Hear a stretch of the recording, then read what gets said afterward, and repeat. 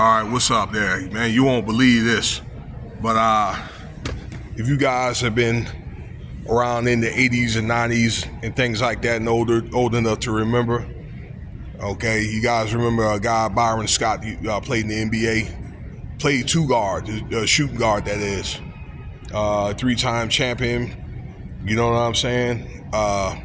They were very exciting to watch at that time. The Lakers, that is. They used to run that break, I'll tell you. And he had a pretty good career. Did some coaching. The coaching didn't go, blossom the way that he wanted to. But anyway, y'all, this legend, this guy is getting accused. I say accused for it's claimed like essay back in 1987, and I just don't believe it because the report is just skewed. But we at a time now where if things get brought up like this, then they're probably going to do their job and probably try to investigate. Okay, like I don't know what the end game is. Really in the end of the day, it's always about the money. Follow the money. Okay. But these are some serious allegations here, and even if he didn't do it, then you know what I'm saying, his name is tattered.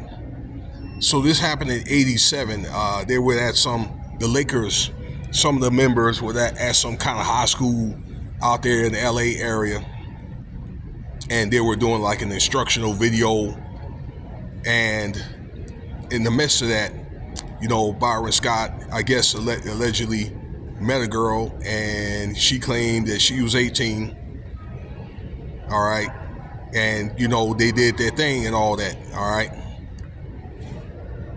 Now, Byron Scott did come forward and say, yeah, you know what I'm saying? I did her, and I thought she was 18. Okay. So you can't deny that. And I think that he was honest for coming forward and saying that. Okay, the girl I guess she was like in summer school. My understanding was she was already a senior. So she must have had to take a math class or something like that to get her credits to graduate, and she probably graduated late. Okay. So, but nevertheless, all right. But and Byron Scott was 26 at the time. Okay. He's what, like 60 or something like that, like 64 years old. Looks pretty good for his age. It's one of the things that it's not going to be taken lightly, but this is a different time where they don't have a lot of different surveillance and, like your forensic evidence and all that. So they just are accusations, but the man came forward or whatever. Okay, so with that being said, why would she wait this long? Why? Okay, but particularly with no evidence. Now, we can't rule out the fact or whatever that this happened, okay? I mean, her word and things like that, but proving it is the difficult part, okay? And again, at that time when they really weren't looking at I don't know why wasn't there was a RAPE kit or anything like that, okay? And even if the police didn't look at it, that was something that she probably could have been kept on record, okay? So it's something that needs to be receipts. It's her word against his, but I believe that he's telling the truth. Now it's getting to where that a lot of these allegations are coming out, and I guess things that you do in the dark are going to come to light with many of these allegations from other folks and things like that, and a lot of the stuff is being true.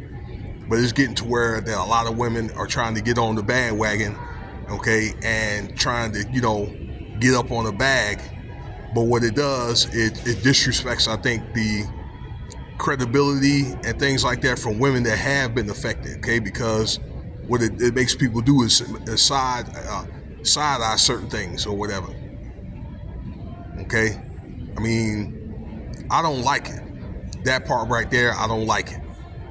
And it should be, some type of preventive relief, but they're really, in the end of the day, it's really about kind of like bringing forth justice, for people that do have money and power, and not, necessarily about money over something that is allegation, but not enough proof, okay? Particularly like cases like this thing that pisses me off, okay? Where, some females think because they're a female automatically, then, then automatically, then they need to be believed, all right?